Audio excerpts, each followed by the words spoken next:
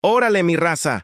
Pónganse cómodos, sírvanse un cafecito, un tequilita, lo que gusten, porque la historia que les traigo hoy cala hasta los huesos. Es de esas que se cuentan en voz baja en las paradas de camiones, bajo la luz temblorosa de un foco, con el rugido de los motores como música de fondo. Es la historia de un compañero del volante, un lobo de la carretera como tantos de nosotros, a quien le tocó vivir en carne propia que en los caminos de Dios, y sobre todo en los del diablo, hay cosas que no tienen explicación. Así que súbanle al volumen y acompáñenme en este viaje. El asfalto era una cinta negra y grasosa que se desenrollaba sin fin frente a los faros del indomable, mi Kenworth T680. Le llamaba así porque, como yo, se negaba a rendirse. Llevábamos ya más de 30 años juntos en esta brega. Él, en sus diferentes versiones, y yo con las mismas manos callosas y la espalda hecha un mapa de dolores. Mi nombre es Javier Mendoza, para servirles, aunque en el argot de la carretera me conocen como el Cardenal, por lo serio, decían algunos, por lo rojo que me pongo cuando me hacen encabronar, decían otros. La verdad es que ni yo me acuerdo bien del origen del apodo, de esas cosas que se te pegan como el olor a diésel y ya no se van. Aquella noche, el camino era la carretera Federal 57, ese espinazo de concreto que une a la Ciudad de México con la frontera norte, con piedras negras. Yo iba cargado hasta las cachas con aguacates de Michoacán, el oro verde, con destino a San Antonio, Texas. Un viaje de rutina, uno más en la cuenta de miles. El cansancio empezaba a cobrar su cuota. Los ojos me ardían como si tuviera arena dentro, y la cafeína del último termo ya no hacía más que ponerme los nervios de punta. La cabina del tráiler, mi segundo hogar, olía a café rancio, a sudor de hombre y a esa soledad que se mastica despacio en las largas horas de la madrugada. Afuera, el desierto de Coahuila era un monstruo dormido, una inmensidad de sombras y silencio apenas rota por el zumbido de mis 18 llantas sobre el pavimento. No había luna, o si la había, se escondía cobardemente detrás de un manto de nubes tan denso como la melaza. La única compañía era la música de los cadetes de Linares, que salía a duras penas de la bocina derecha. La izquierda había muerto en algún bache de Zacatecas hacía un par de meses. Cantaba Homero Guerrero con ese sentimiento que solo tienen los hombres de frontera, y su voz era un bálsamo para mi alma fatigada. Fue justo cuando empezaba El asesino que la vi. Al principio fue una mancha borrosa a lo lejos, una distorsión en la negrura del acotamiento. Pensé que era un animal, un venado despistado o uno de esos perros sarnosos que abundan en las carreteras. Reduje un poco la velocidad por pura precaución. No quería una abolladura en la defensa ni un susto que me terminara de despertar. Pero conforme me acercaba, la mancha tomó forma humana. Era una silueta delgada, casi esquelética, parada a la orilla del camino. Llevaba ropa oscura y raída, difícil de distinguir en la penumbra. Lo que me heló la sangre no fue ver a alguien ahí, en medio de la nada más absoluta, a las 3 de la mañana. Lo que me erizó la piel fue la manera en que me hacía señas. No era el típico gesto desesperado de alguien que necesita ayuda, con los brazos en alto y agitándolos con energía. No. Esta figura levantaba una mano, lenta, casi ceremonialmente, y la movía de un lado a otro con una parsimonia que no cuadraba con la urgencia de una emergencia. Era un gesto hipnótico, casi antinatural. Mi primer instinto, el que te grita el manual de supervivencia del trailero, fue pisar el acelerador a fondo y no mirar atrás. Demasiadas historias de asaltos, de falsos accidentados que resultan ser una banda de malandros. El desierto es tierra de nadie, y la noche es su cómplice. Pero algo en esa figura me detuvo. Quizás era la soledad hablando, esa necesidad de conexión humana que a veces nos vuelve imprudentes. O quizás fue algo más. Una fuerza que no entendía y que me obligó a quitar el pie del acelerador y empezar a frenar. El chirrido de los frenos de aire rompió el silencio del desierto como un grito de agonía. El indomable se detuvo a unos 20 metros de la figura, sus faros bañándola en una luz blanca y cruel que reveló más detalles. Era una mujer, o al menos eso parecía. Tenía el cabello largo y enmarañado, como una maraña de alambres oscuros que le cubrían parte del rostro. Su ropa era un vestido simple, de un color indefinido por la suciedad y el desgaste, y estaba descalza.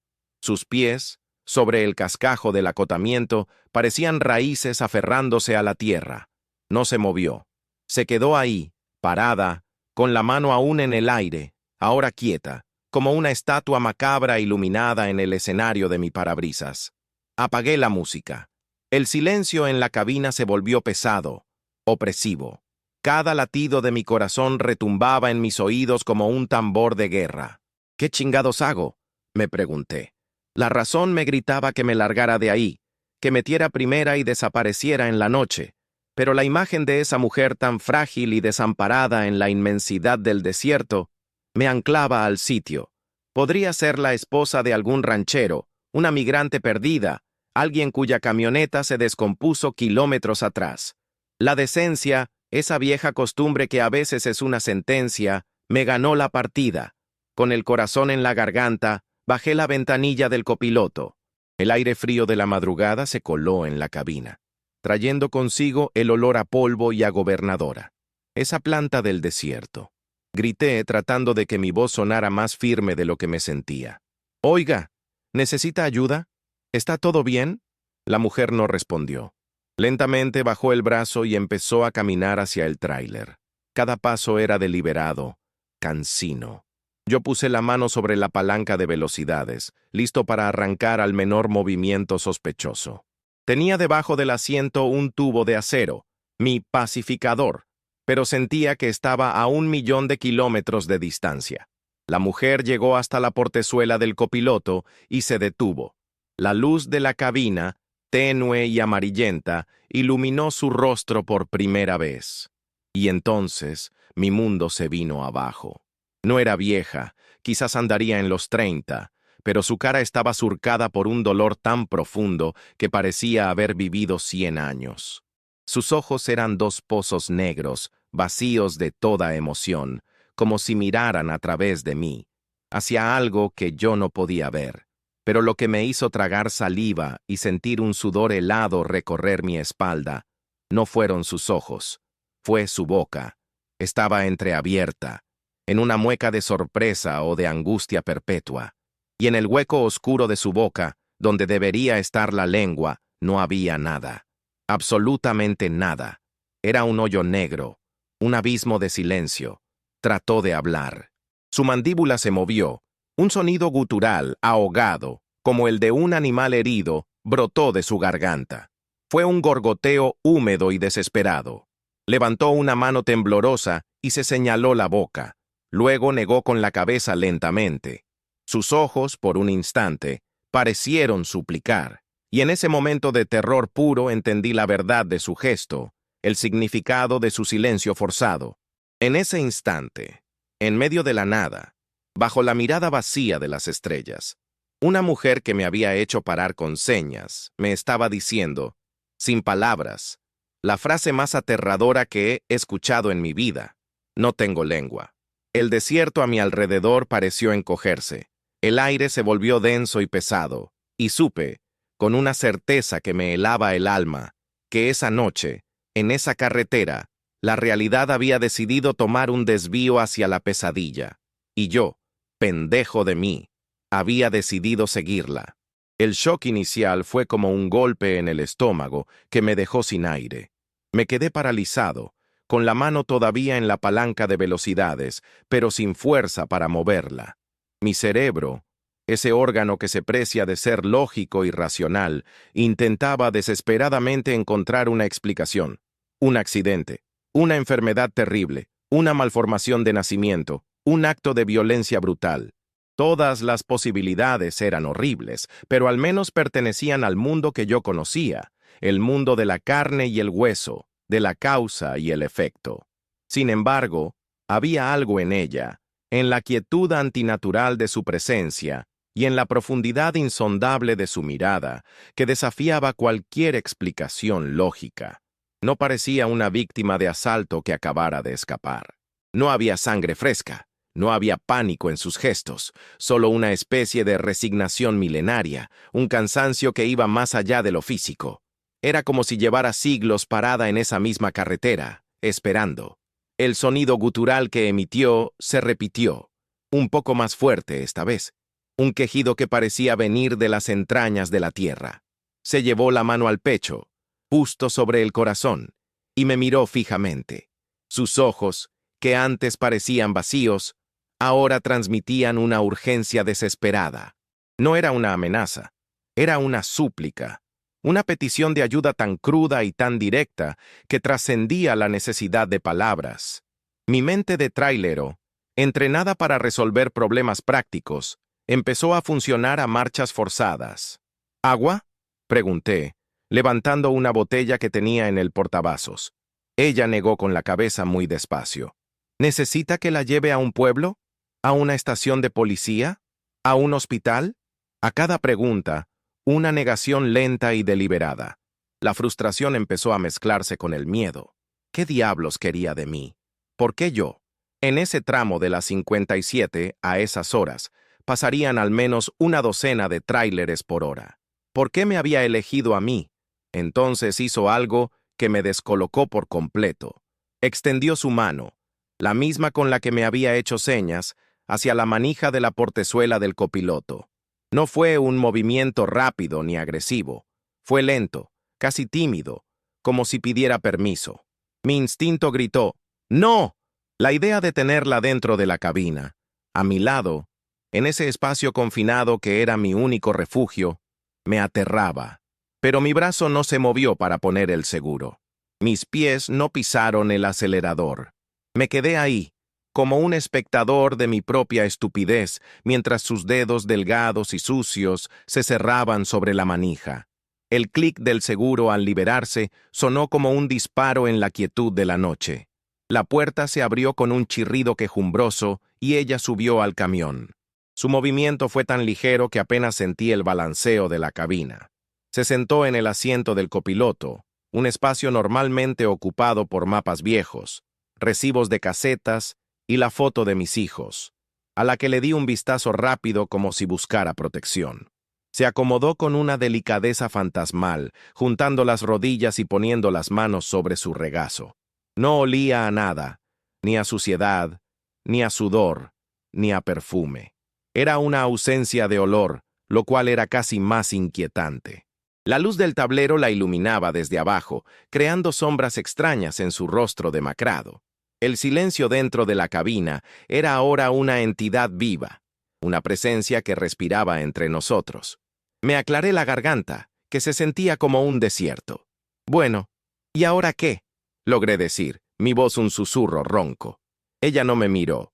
Su vista estaba fija al frente, en la carretera que se perdía en la oscuridad. Después de un largo momento, levantó su mano derecha y señaló hacia adelante. Un solo gesto, claro, inequívoco. Quería que siguiera conduciendo. Mi mente era un torbellino. ¿Estaba secuestrado? No parecía tener un arma. ¿Era una trampa? ¿Me llevaba hacia una emboscada más adelante? Pero su lenguaje corporal no transmitía malicia. Transmitía propósito. Era como si estuviera en una misión y yo, por alguna razón cósmica, me hubiera convertido en su chofer. Tomé la decisión más irracional de mi vida. Con un suspiro que sonó a rendición, metí la primera velocidad y solté el freno. El indomable se estremeció y comenzó a avanzar, devorando de nuevo la cinta negra del asfalto. Pero ahora ya no estaba solo. A mi lado viajaba el silencio, la tragedia y un misterio tan profundo como la noche que nos rodeaba. Conducimos así por lo que parecieron horas, aunque el reloj del tablero apenas marcaba unos 20 minutos. Yo manejaba con una tensión que me agarrotaba los músculos del cuello y los hombros. Mis ojos iban de la carretera al espejo retrovisor y de reojo a la figura inmóvil sentada a mi lado. Ella no se movía, no miraba el paisaje, no dormitaba, simplemente estaba ahí, presente y ausente a la vez, con la mirada perdida en el horizonte invisible.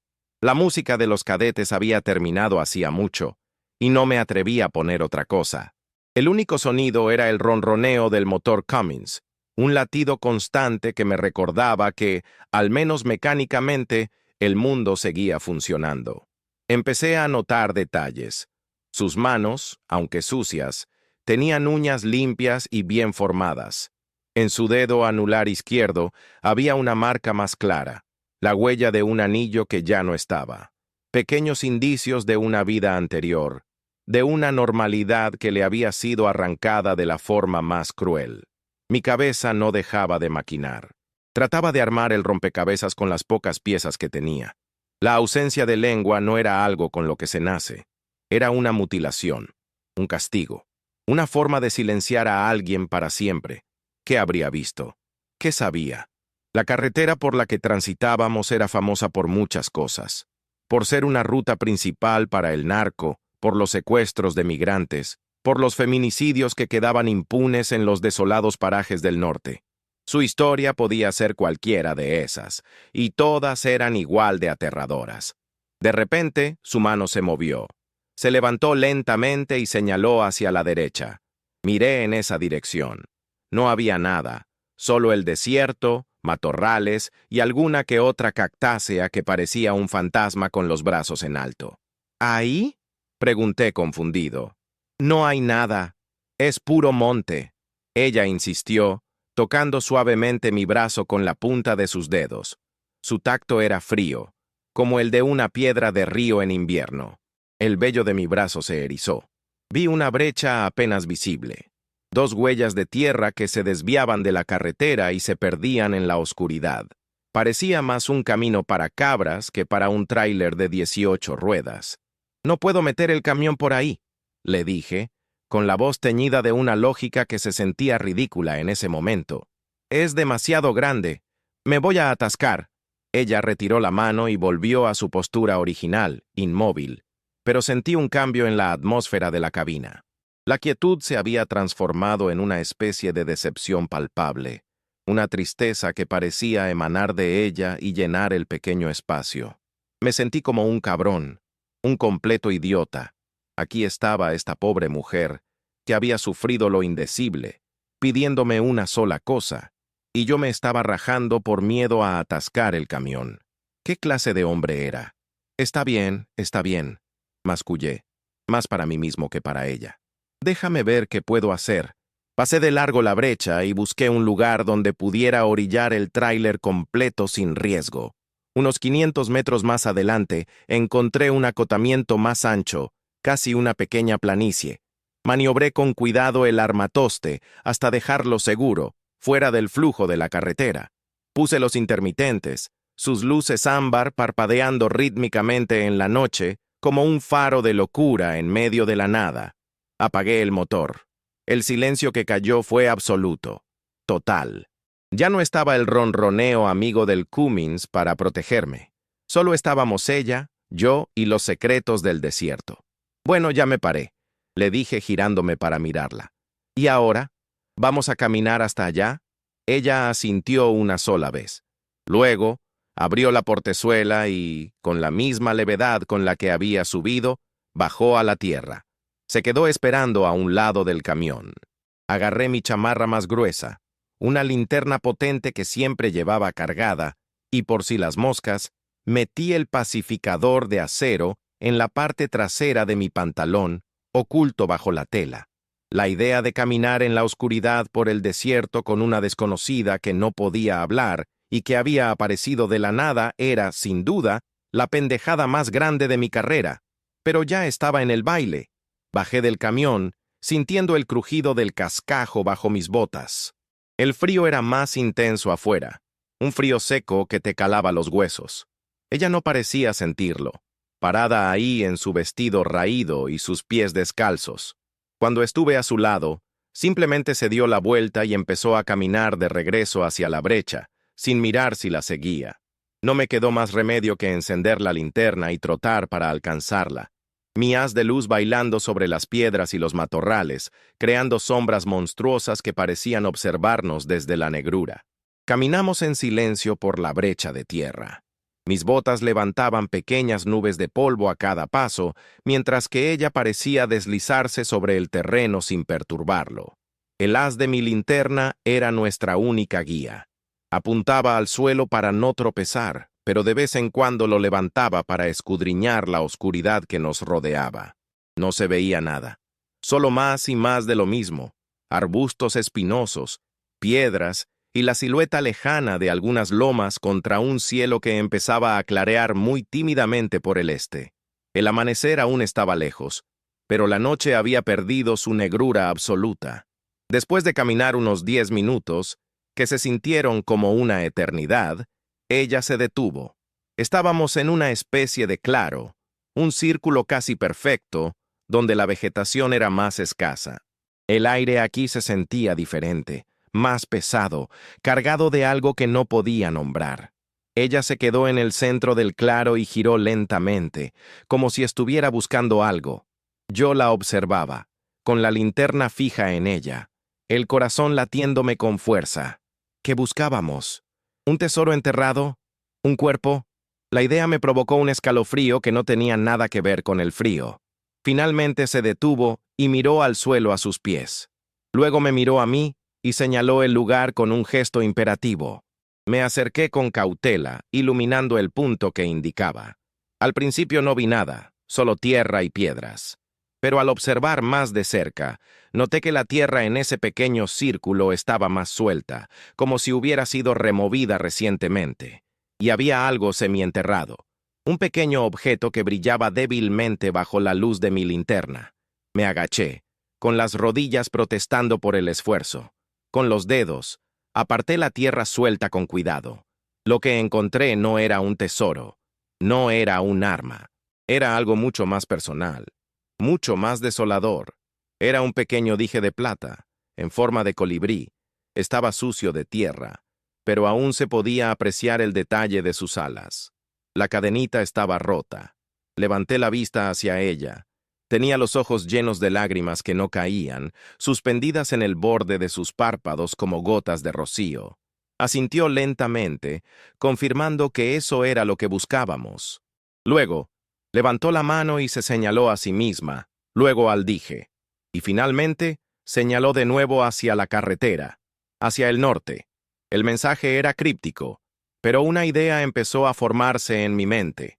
Una idea terrible y a la vez extrañamente lógica dentro de la locura de esa noche. Tomé el pequeño colibrí de plata y lo cerré en mi puño. El metal estaba helado. Cuando volví a levantar la vista para preguntarle qué significaba, para pedirle una señal más clara, ella ya no estaba. Se había ido, desaparecido. No escuché pasos, no vi a nadie correr. Simplemente se había desvanecido en el aire delgado del desierto, dejándome solo en medio de la nada, con el amanecer amenazando en el horizonte y un colibrí de plata en la mano que pesaba más que toda la carga de mi tráiler. La noche había terminado, pero mi viaje a la pesadilla apenas comenzaba. Me quedé de rodillas en medio de aquel claro por un tiempo que no puedo precisar. El mundo parecía haberse detenido. El viento helado del desierto era lo único que se movía, susurrando entre los matorrales como si contara secretos antiguos. Mi mano seguía cerrada en un puño, apretando con fuerza el dije del colibrí. Podía sentir sus bordes afilados clavándose en la palma de mi mano, un dolor pequeño y real que me anclaba a la locura de lo que acababa de suceder. La adrenalina que me había mantenido en vilo comenzó a disiparse, dejando en su lugar un cansancio profundo, un agotamiento que me llegaba hasta el alma. Lentamente me puse de pie. Mis piernas temblaban, no solo por el frío, sino por el shock. Giré en redondo, barriendo la oscuridad con el haz de mi linterna una y otra vez. Nada. Estaba completamente solo. La mujer, o lo que fuera que fuese, se había evaporado como el humo. El regreso al tráiler fue una caminata de zombie. Cada paso era pesado, como si arrastrara cadenas.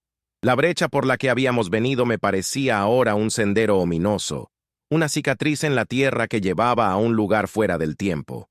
Ya no apuntaba la linterna al suelo. Mi mirada estaba perdida en el horizonte, donde una línea de un violeta pálido anunciaba la inminente llegada del amanecer. Llegué al Indomable, que me esperaba con sus luces intermitentes, parpadeando como un corazón cansado. Subí a la cabina, cerré la puerta y me dejé caer en el asiento del conductor.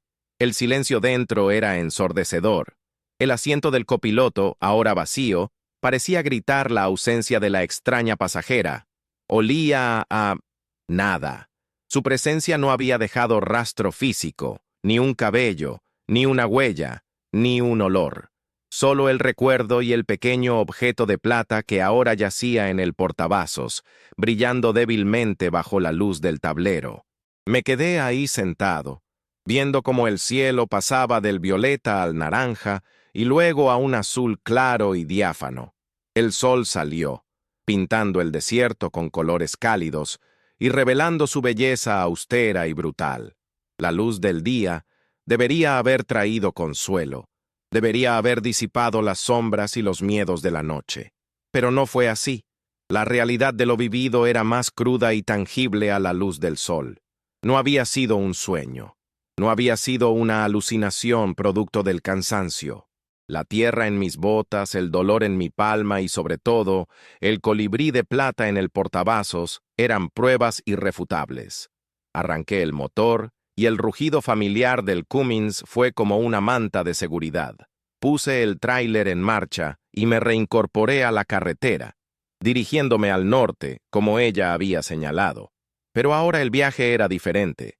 La carga de aguacates en el remolque ya no era mi principal preocupación.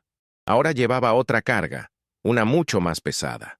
Un misterio sin resolver y la sensación de una responsabilidad que no había pedido. Mientras conducía, mi mente no dejaba de dar vueltas.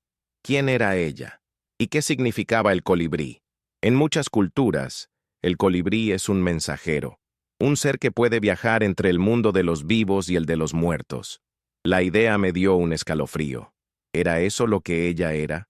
¿Un espíritu? ¿Un fantasma con una tarea pendiente? Y la mutilación, la lengua. Era un acto de una crueldad inimaginable, un intento de silenciarla para siempre. Pero no lo habían logrado del todo. Había encontrado una manera de comunicarse, de pedir ayuda, y me había elegido a mí. La pregunta seguía siendo, ¿ayuda para qué? El gesto de señalar al norte después de encontrar el dije, ¿quería que lo llevara a algún lugar? ¿A alguna persona? Era como tratar de leer un mapa sin leyenda, un rompecabezas con la mayoría de las piezas faltantes. Unas 2 horas después, llegué a Monclova. Necesitaba combustible, café y, sobre todo, un momento para poner mis pensamientos en orden.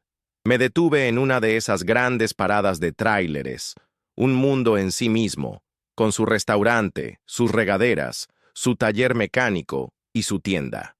El ruido y el movimiento de otros camioneros, los olores a fritanga y a diésel, me hicieron sentir un poco más normal, como si hubiera regresado de otro planeta. Bajé del camión y, por puro instinto, me metí el dije del colibrí en el bolsillo del pantalón. No quería que nadie lo viera. No quería tener que dar explicaciones que ni yo mismo tenía. Entré al restaurante, que a esa hora de la mañana estaba lleno de colegas del volante, todos con la misma cara de cansancio y la misma mirada curtida por miles de kilómetros. Pedí un café negro y unos huevos con machacado, un desayuno contundente para tratar de asentar el estómago y las ideas. Me senté en una mesa al fondo desde donde podía ver mi camión. Mientras comía, observaba a los demás. Sus conversaciones eran las de siempre. El precio del flete, el estado de las carreteras, las tranzas de los federales, las mujeres, el fútbol. Un universo familiar y predecible. Me sentí como un extraño entre mi propia gente.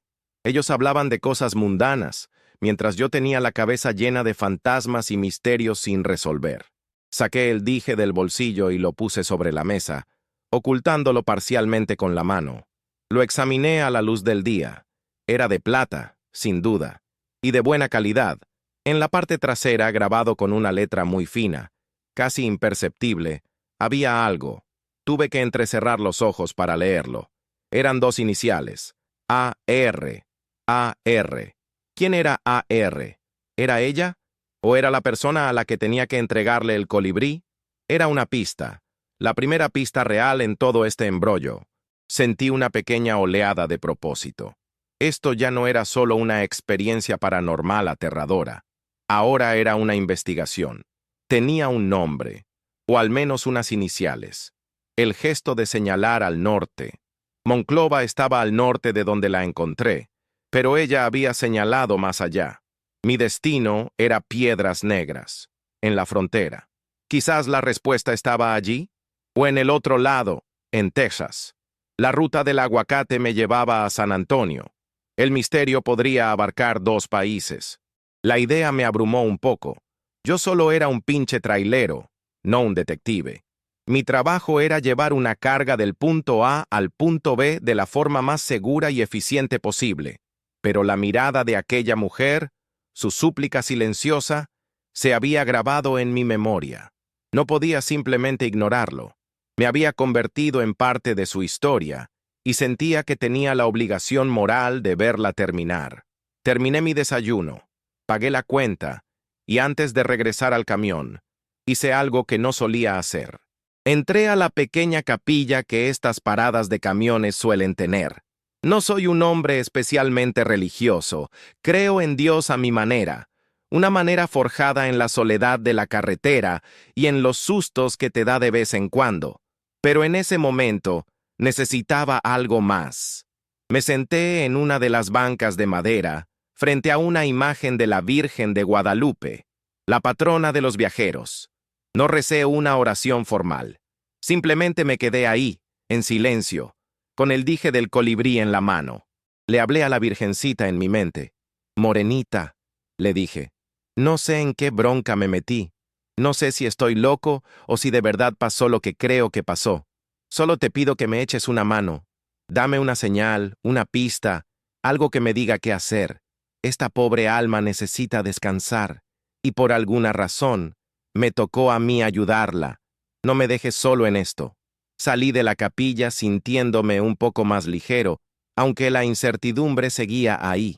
Regresé al Indomable. Me acomodé en mi asiento y antes de arrancar, miré el colibrí de plata una última vez. AR. La misión tenía un nombre.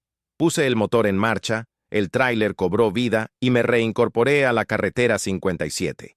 El sol estaba alto en el cielo, el asfalto brillaba. El viaje continuaba, pero ahora tenía una dirección, un propósito que iba más allá de entregar una carga de aguacates. Me dirigía al norte, hacia la frontera, en busca de las respuestas que una mujer sin lengua me había encargado encontrar. El desierto ya no me parecía tan vacío. Sentía su presencia a mi lado, su esperanza silenciosa viajando conmigo.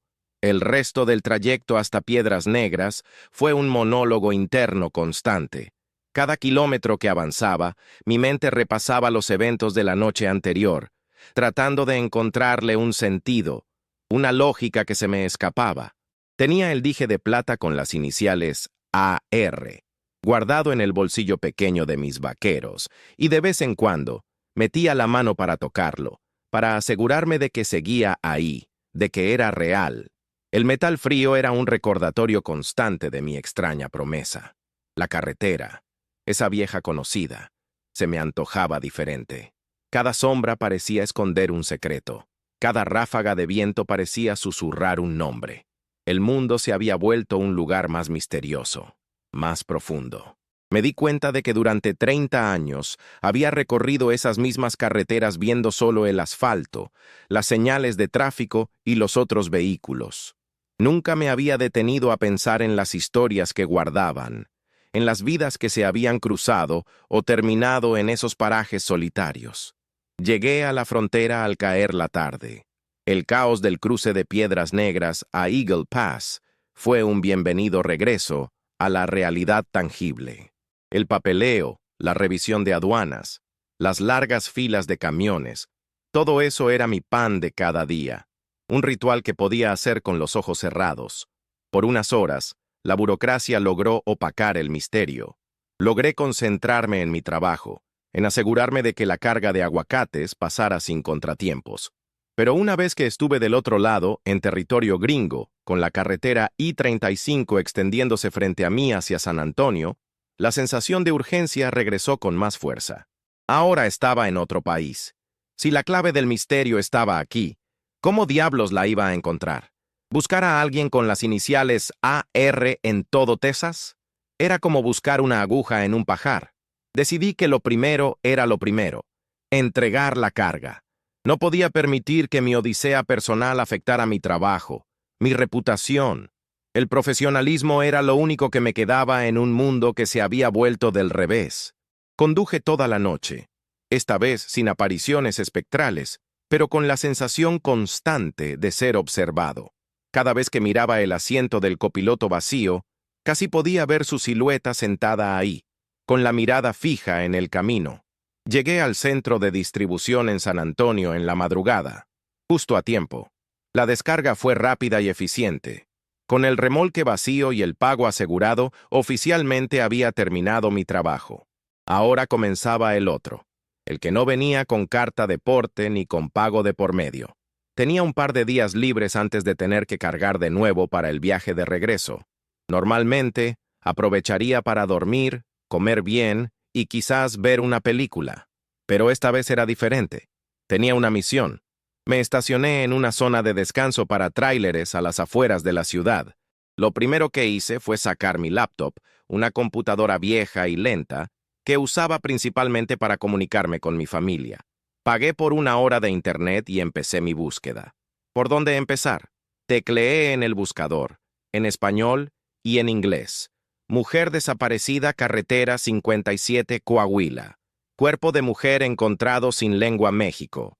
Leyendas, carretera, Piedras Negras. Los resultados eran un mar de tragedias. Noticias de secuestros, de feminicidios, de accidentes. Historias de La Llorona, de la famosa novia de la carretera. Leí docenas de artículos, de blogs, de foros. Nada parecía coincidir exactamente con mi experiencia. Muchas historias de violencia, pero ninguna mencionaba la mutilación específica de la lengua, ni la aparición en ese tramo concreto. Me sentía frustrado. La búsqueda era demasiado amplia. Necesitaba acotar el campo. Las iniciales. AR. Volví al buscador. AR desaparecida, Coahuila. AR asesinada, norte de México. De nuevo, demasiados resultados. Apellidos que empezaban con R eran comunes: Ramírez, Rodríguez, Reyes. Nombres con A también: Ana, Alejandra, Alicia. La tarea era titánica. Me recargué en mi asiento y cerré los ojos tratando de recordar cada detalle. La mujer, su apariencia. No era de la región, o al menos no parecía una campesina. A pesar de la suciedad, tenía una especie de delicadeza en sus facciones. Dije, era de buena calidad, no una baratija de mercado. Podría ser de alguna ciudad, quizás de Monterrey, de Saltillo, o incluso de aquí, de Texas. Muchas familias viven a ambos lados de la frontera. Entonces recordé otro detalle. Cuando la vi por primera vez, me pareció que su vestido era simple, pero había algo en el corte, en la tela, que no era común, y la marca del anillo en su dedo. Estaba casada o lo había estado. La marca era clara, lo que significaba que se había quitado el anillo recientemente o se lo habían quitado. Decidí cambiar de táctica. En lugar de buscar tragedias, buscaría personas. Abrí las redes sociales, algo que raramente usaba. Busqué grupos de personas desaparecidas en Coahuila, en Nuevo León, en Texas. Me uní a varios de ellos y pasé horas mirando fotos, leyendo historias desgarradoras de familias buscando a sus seres queridos. Cada rostro era una puñalada en el corazón. Madres buscando a sus hijas, esposos a sus esposas, hijos a sus madres. El mundo estaba lleno de ausencias, de sillas vacías en la mesa. Después de horas de búsqueda infructuosa, estaba a punto de rendirme. Mi cabeza me dolía y la frustración me estaba carcomiendo. Estaba mirando un grupo de Facebook llamado Desaparecidos en la Frontera, cuando una publicación llamó mi atención. No era reciente, tenía casi un año de antigüedad. La había publicado un hombre llamado Ricardo. La foto mostraba a una mujer joven, sonriendo a la cámara. Tenía el cabello largo y oscuro, y unos ojos grandes y expresivos. Llevaba puesto un vestido sencillo de color azul. El texto decía: sigo buscando a mi esposa, Araceli Ríos. Desapareció hace un año cerca de Sabinas, Coahuila, mientras viajaba para reunirse conmigo en San Antonio. Si alguien la ha visto o sabe algo, por favor contácteme. Ofrezco recompensa. No perderé la esperanza. El corazón me dio un vuelco. Araceli Ríos. A.R. Miré la foto con más atención. La mujer de la foto era más joven, más llena de vida, pero los rasgos, los ojos, la forma de la cara, eran inconfundiblemente los de la mujer que subió a mi camión. La misma mujer. Sentí un escalofrío recorrer mi espina dorsal. Sabinas, Coahuila. Eso estaba en la carretera 57, a unos 100 kilómetros de donde yo la había encontrado. Todo encajaba. La fecha, el lugar, las iniciales. Había encontrado a mi fantasma, o al menos su nombre. La publicación tenía pocos comentarios, la mayoría de gente dando ánimos, pero uno de ellos me llamó la atención. Era de una mujer que decía ser prima de Araceli. Decía, Ricardo, primo, sabes que ella nunca se hubiera ido sin su colibrí de la suerte. Lo llevaba a todas partes. Tienes que seguir buscándola. El colibrí, la pieza final del rompecabezas. Sentí que el aire me faltaba. No había duda. La mujer de la carretera era Araceli Ríos. Y me había guiado hasta su dije, el objeto que, según su prima, nunca abandonaba. ¿Pero por qué? ¿Y qué se suponía que debía hacer ahora? La publicación tenía la información de contacto de Ricardo, el esposo, un número de teléfono de aquí, de San Antonio. La idea de llamarlo me aterraba. ¿Qué le iba a decir? Hola, soy un trailero mexicano. Fíjese que anoche subí a mi camión al fantasma de su esposa. Me llevó a un lugar en el desierto. Encontramos su dije y ahora se lo quiero entregar. Me encerrarían en un manicomio. O peor, pensaría que yo tenía algo que ver con su desaparición, que me estaba burlando de su dolor. Pero la alternativa era no hacer nada. Quedarme con el dije, guardar el secreto y vivir con la imagen de sus ojos suplicantes por el resto de mi vida. No podía. Le debía a ella. Y ahora sentía que le debía a este hombre, Ricardo, que llevaba un año buscándola sin descanso. Tomé una decisión. No lo llamaría por teléfono. Sería demasiado fácil que me colgara o me insultara. Iría a verlo en persona. La publicación no tenía una dirección, pero en la era del Internet no es tan difícil encontrar a alguien. Con su nombre completo y la ciudad, empecé a buscar en directorios en línea. Registros públicos. Después de otra media hora de búsqueda, encontré una posible dirección. Un pequeño taller mecánico en la zona oeste de San Antonio, llamado Ríos Auto Repair. Tenía que ser él. Apagué la computadora. La suerte estaba echada. Tenía una dirección y un nombre. Iba a enfrentar la situación, por más extraña y aterradora que fuera. Me puse una camisa limpia, me peiné y me eché agua en la cara. Metí el colibrí de plata en mi bolsillo, me encomendé de nuevo a la morenita del Tepeyac y bajé del Indomable. Tomé un taxi, le di la dirección al conductor, un paisano de Guanajuato, y nos adentramos en las calles de San Antonio. Cada kilómetro que nos acercábamos al taller, mi corazón latía con más fuerza. Iba a conocer al esposo de la mujer que me había visitado desde el más allá. Iba a entregarle un mensaje de un fantasma. Y no tenía ni la más remota idea de cómo iba a salir de esta. El taller Ríos Auto Repair estaba en un barrio obrero, de esos donde se mezcla el inglés con el español en cada esquina. Era un local modesto, con 2 bahías de servicio y una pequeña oficina al frente. Varias camionetas y coches viejos esperaban su turno afuera, como pacientes en la sala de un doctor. El letrero, pintado a mano, mostraba signos de desgaste por el sol de Texas. Pagué al taxista y me quedé parado en la acera de enfrente por un momento, reuniendo el valor para cruzar la calle. Veía a un hombre adentro, inclinado sobre el motor abierto de una Ford F-150. Llevaba un overol azul manchado de grasa y una gorra de béisbol. Podía ser cualquiera. Respiré hondo y crucé. Al entrar al taller, el olor a aceite, gasolina y metal me golpeó. Era un olor familiar, el olor del trabajo duro. El hombre del overol levantó la cabeza al escuchar mis pasos. Era un tipo de unos 30 y tantos, de complexión fuerte, con una barba de varios días y una mirada cansada, pero intensa.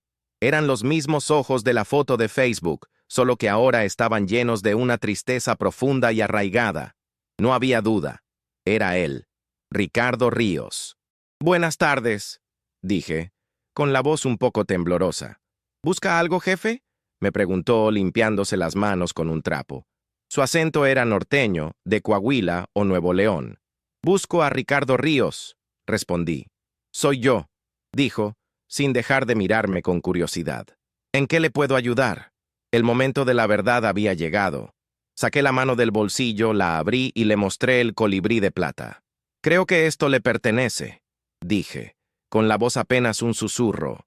La reacción de Ricardo fue instantánea y violenta. Su rostro pasó de la curiosidad a la incredulidad, y de ahí a una furia helada. Dejó caer el trapo y se acercó a mí en 2 zancadas, sus ojos clavados en el dije. «¿De dónde sacaste eso?», preguntó con la voz baja y amenazante. Agarró mi muñeca con una fuerza que me hizo pensar que me la iba a romper. «Contéstame, hijo de la chingada. ¿Dónde lo encontraste?». El miedo me paralizó por un segundo. Su reacción era comprensible. Para él, yo era un extraño que tenía en su poder el objeto más preciado de su esposa desaparecida. La conclusión más obvia era que yo estaba involucrado. «Cálmese, por favor», logré decir, tratando de mantener la calma. «No vengo a hacerle daño, al contrario. Tengo que contarle algo que le va a parecer una locura». «No me vengas con mamadas», gritó, atrayendo la atención de otro mecánico que estaba en la bahía de al lado. «Te voy a romper la madre si no me dices ahora mismo dónde está mi esposa». «¿Su esposa?», empecé a decir, y la enormidad de lo que iba a revelar me golpeó. «Señor Ríos, lo que le voy a contar es la verdad, por más increíble que suene. Anoche, su esposa, Araceli, se subió a mi tráiler». La cara de Ricardo se descompuso.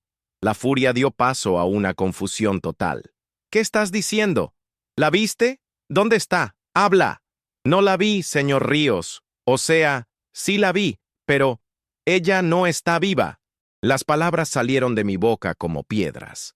El silencio que siguió fue más pesado que el de la cabina de mi camión en medio del desierto. Ricardo aflojó el agarre de mi muñeca, su rostro una máscara de dolor y desconcierto. «Estás loco», susurró. «Lárgate de aquí antes de que llame a la policía». «No me voy a ir», insistí, mi propia voz sorprendiéndome por su firmeza. «Me eligió a mí para darle un mensaje. Me hizo parar en medio de la carretera. Me llevó a donde estaba enterrado esto». Le puse el dije en su mano abierta y grasienta. «Ella no puede hablar, señor Ríos. No puede descansar en paz. Alguien le hizo algo terrible». Le conté todo, desde el principio. La figura en la carretera, las señas, su subida al camión, la boca vacía, el viaje silencioso, la brecha en el desierto, el claro, el dije enterrado. Le hablé con la honestidad brutal de un hombre que ya no tiene nada que perder. Ricardo me escuchaba, su expresión cambiando a cada palabra. Pasó de la incredulidad a la duda, y de la duda a un horror que se reflejaba en sus ojos. Cuando terminé, se quedó callado por un largo rato, mirando el colibrí en su palma como si contuviera todo el peso del mundo. El otro mecánico se había acercado, escuchando la historia con la boca abierta. «Le juro por lo más sagrado, por mis hijos, que todo lo que le digo es verdad», concluí, con la voz quebrada por la emoción. Ricardo finalmente levantó la vista. Ya no había furia en sus ojos, solo un dolor inmenso y una pequeña chispa de esperanza. «La lengua», dijo en un hilo de voz. «Cuando desapareció, su familia, allá en México, me dijo que había rumores, que los Zetas la habían levantado, que a veces, cuando querían mandar un mensaje, cuando alguien hablaba de más, hacían eso, pero nunca hubo un cuerpo, nunca hubo una prueba. La policía nunca encontró nada, la pieza que faltaba, el porqué de la mutilación. Araceli debió haber visto algo, oído algo que no debía, y la silenciaron de la manera más cruel. Pero su espíritu era más fuerte que la maldad de sus asesinos. Su necesidad de justicia, de paz, la había mantenido atada a esa carretera. ¿Por qué a ti?, preguntó Ricardo, su voz llena de una genuina confusión. ¿Por qué un trailero cualquiera? No lo sé, admití. Quizás porque paso por ahí todo el tiempo. Quizás porque estaba solo y cansado y mi guardia estaba baja. O quizás simplemente porque me paré. Porque tuve la decencia o la estupidez de no seguir de largo. Ricardo cerró la mano sobre el dije y asintió lentamente. El colibrí, dijo, su voz ahogada. Se lo regalé en nuestro primer aniversario. Decía que le recordaba a su abuela, que le contaba que los colibríes eran las almas de los guerreros que volvían a visitar a sus seres queridos. Siempre lo llevaba puesto. Las lágrimas comenzaron a rodar por sus mejillas, mezclándose con la grasa y el sudor de su rostro. No eran lágrimas de furia, sino de una profunda y devastadora tristeza, pero también de una especie de alivio, el alivio de saber, de tener una certeza, por más horrible que fuera. Ella me guió hasta el dije, le dije, y luego me señaló hacia el norte. Creo que quería que te lo trajera a ti, que supieras. Pero, ¿dónde está ella? ¿Su cuerpo?, preguntó, aferrándose a la última esperanza de darle una sepultura digna. El lugar donde encontramos el dije, empecé a decir. Yo te puedo llevar. Sé exactamente dónde es. Está en medio de la nada, pero puedo encontrarlo de nuevo. Una nueva determinación apareció en el rostro de Ricardo. La tristeza seguía ahí, pero ahora estaba mezclada con una resolución de acero. Vamos, dijo, sin dudarlo un instante. Vamos ahora mismo. Cierra el changarro, primo, le gritó al otro mecánico. Me voy a México. Tengo que traer a mi Araceli a casa. La decisión de Ricardo fue tan abrupta y definitiva que me tomó por sorpresa. No hubo un momento de duda, ni de deliberación. La historia de un completo desconocido, una historia que desafiaba toda lógica, había sido suficiente para él. Quizás porque, en el fondo de su corazón, ya sabía la verdad. Mi relato solo le dio forma a la pesadilla que había estado viviendo durante un año. O quizás, el amor desesperado por su esposa lo hacía capaz de creer en lo imposible. Mientras él le daba instrucciones rápidas a su primo y se quitaba el overol para revelar unos jeans y una camiseta, yo procesaba la magnitud de lo que estaba a punto de suceder. Iba a regresar a México, no con una carga de mercancía, sino con un hombre en busca del cuerpo de su esposa, guiado por el mapa espectral que ella misma me había trazado. Tengo mi camioneta. Podemos irnos en ella. Pero tú nos guías, me dijo Ricardo ya con las llaves en la mano. Su voz era firme, su mirada fija. Se había transformado del hombre quebrado que era hace unos minutos en un hombre con una misión sagrada. Espera, le dije. Yo tengo que ir en mi tráiler. No puedo dejarlo aquí, y necesito cargar para el viaje de regreso. Dame unas horas. Consigo una carga para Monterrey o Saltillo, algo que me deje cerca. Nos vemos en la frontera, en Laredo, esta noche. Desde ahí, te sigo. Ricardo lo pensó por un segundo y asintió. Está bien. Es lo justo. Tú tienes tu jale. Intercambiamos números de teléfono. Me dio un apretón de manos que esta vez no fue de amenaza, sino de gratitud. Una alianza forjada en el dolor y lo sobrenatural. Gracias, me dijo. Y en esa sola palabra había un mundo de significado. No me agradezcas a mí, respondí. Agradécele a ella. Sigue luchando por hacerse escuchar. Salí del taller sintiendo que me había quitado un peso de encima, pero que había asumido otro, quizás aún más grande. Ahora no solo era el portador del secreto, sino el guía en la búsqueda final. Pasé las siguientes horas en un frenesí de actividad. Usé mis contactos para conseguir una carga rápida, un flete de partes automotrices con destino a una ensambladora en Ramos Arizpe, justo al lado de Saltillo. Era perfecto. Me ponía exactamente en la ruta que necesitaba. Mientras supervisaba la carga, mi mente no dejaba de repasar el plan. Íbamos a volver al desierto, al mismo lugar desolado. Pero esta vez no iría solo, y no iríamos a ciegas. Íbamos a buscar un cuerpo.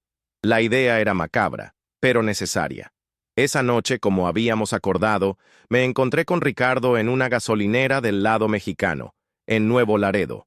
Había cruzado la frontera en su vieja pero bien cuidada Ford Ranger. Cuando me bajé del Indomable, vi que no venía solo. En el asiento del copiloto iba un hombre mayor, de rostro surcado por el tiempo y la tristeza. «Es mi suegro», me explicó Ricardo. «El papá de Araceli. Tenía que venir». Le di la mano al señor, un hombre de pocas palabras pero de mirada profunda. En sus ojos vi el mismo dolor que en los de su yerno, pero templado por años de vida y de pérdidas. No me hizo preguntas, solo asintió, como si mi presencia fuera la cosa más natural del mundo. Comenzamos el viaje hacia el sur, adentrándonos de nuevo en la Boca del Lobo, que es México de noche. Yo iba adelante en el Indomable, y Ricardo y su suegro me seguían de cerca en la camioneta. La comunicación era por teléfono. Cada tanto, Ricardo me llamaba para confirmar que todo estaba bien, su voz una mezcla de ansiedad y determinación. La carretera 57, que había recorrido miles de veces, se sentía como un territorio completamente nuevo y hostil. Cada kilómetro que nos acercábamos al punto señalado, la tensión en mi cuerpo aumentaba. ¿Y si no lo encontraba? ¿Y si me había equivocado de brecha?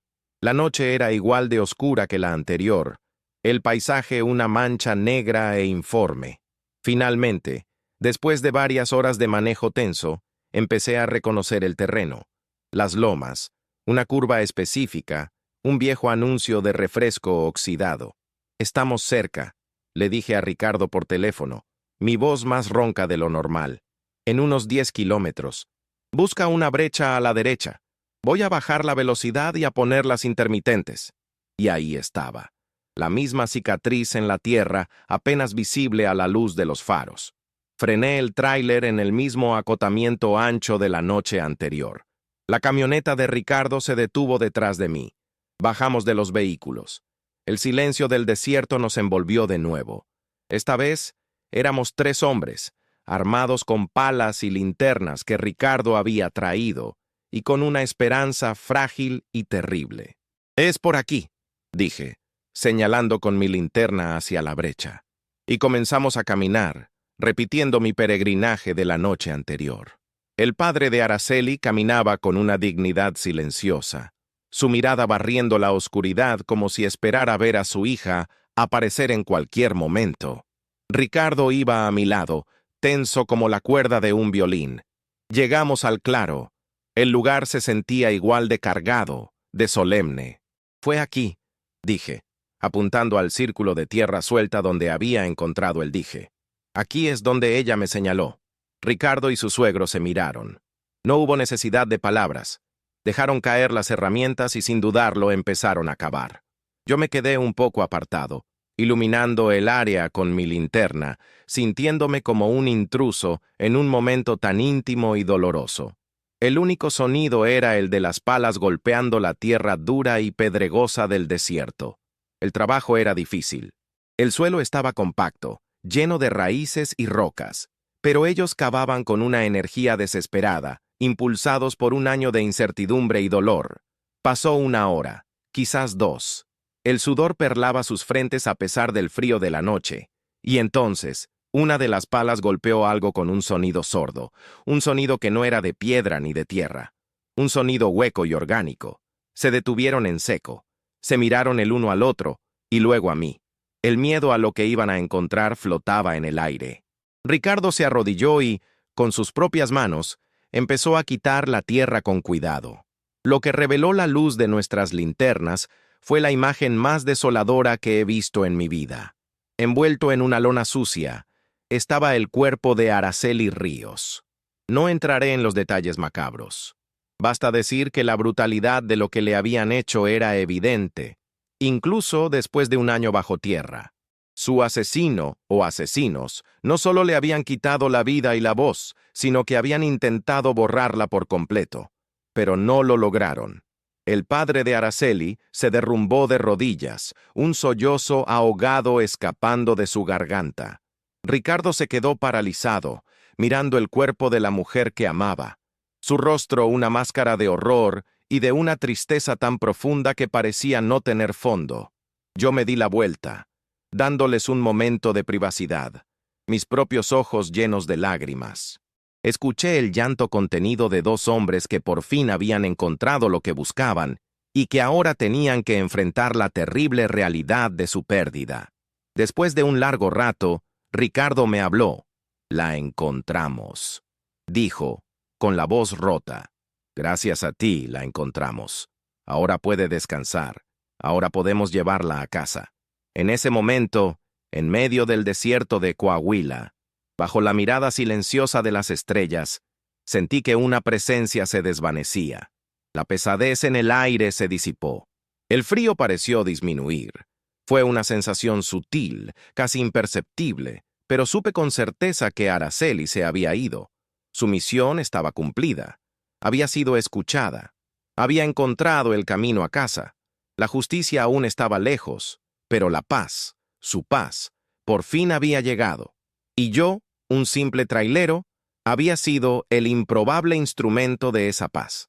Lo que siguió fue un borrón de procedimientos sombríos y necesarios. Ricardo llamó a un contacto de confianza en la policía de Coahuila, un primo lejano, para evitar la corrupción y el circo mediático.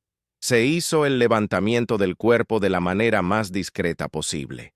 Yo di mi declaración, omitiendo, por supuesto, la parte de que la víctima me había guiado en espíritu.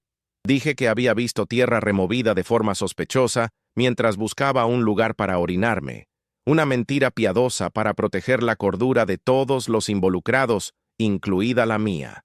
Nadie hizo demasiadas preguntas.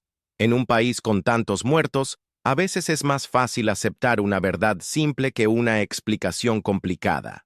Ricardo y su suegro se quedaron en México para encargarse de los arreglos funerarios, para darle a Araceli la sepultura cristiana que le habían negado.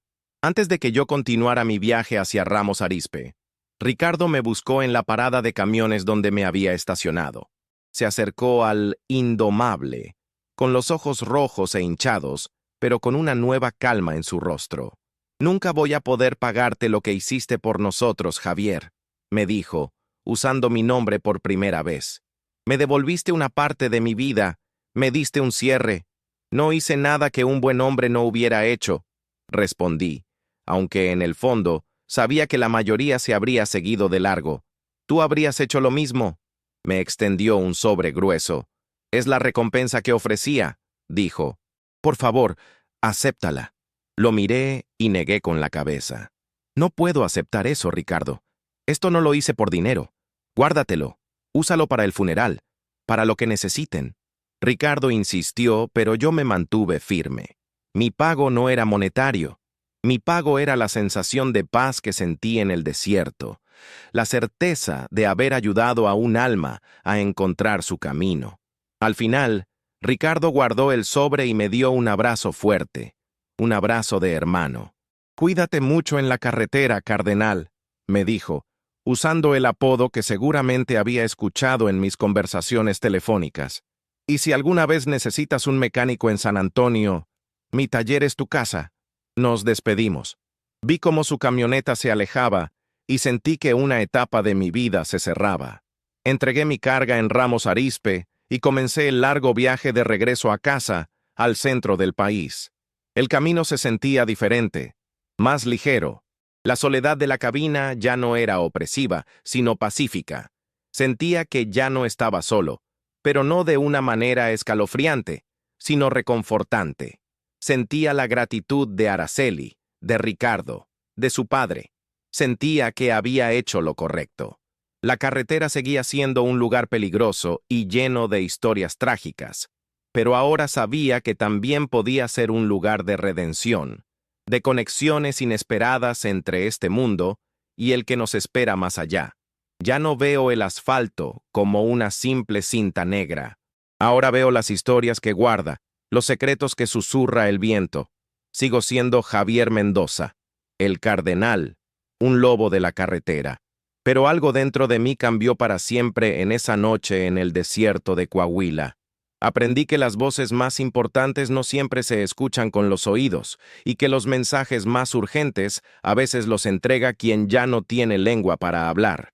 La vida en la carretera es dura, solitaria y llena de peligros, pero también, a veces, te da la oportunidad de ser parte de algo más grande, de un milagro silencioso en medio de la nada. Y esa es una carga que llevaré con gusto por el resto de mis kilómetros. Y esa, mi gente, es la historia que les quería contar. Espero que les haya calado hondo, como a mí me caló vivirla y ahora recordarla para ustedes. Uno nunca sabe lo que se va a encontrar en el camino. A veces, las pruebas más grandes nos llegan en las horas más oscuras y en los lugares más solitarios. Ahora me gustaría saber de ustedes. ¿Les ha pasado algo inexplicable en la carretera? ¿Conocen alguna leyenda de su región? Déjenme su comentario aquí abajo. Cuéntenme su historia y díganme desde qué ciudad o estado nos están viendo. En el próximo video, le mandaremos un saludo con mucho cariño a toda la raza que se reporte. Y si esta historia les gustó, no se olviden de dejar su like, que eso nos ayuda un montón a seguir trayéndoles más relatos del volante. Un abrazo grande a todos y que Dios me los cuide en el camino. Hasta la próxima.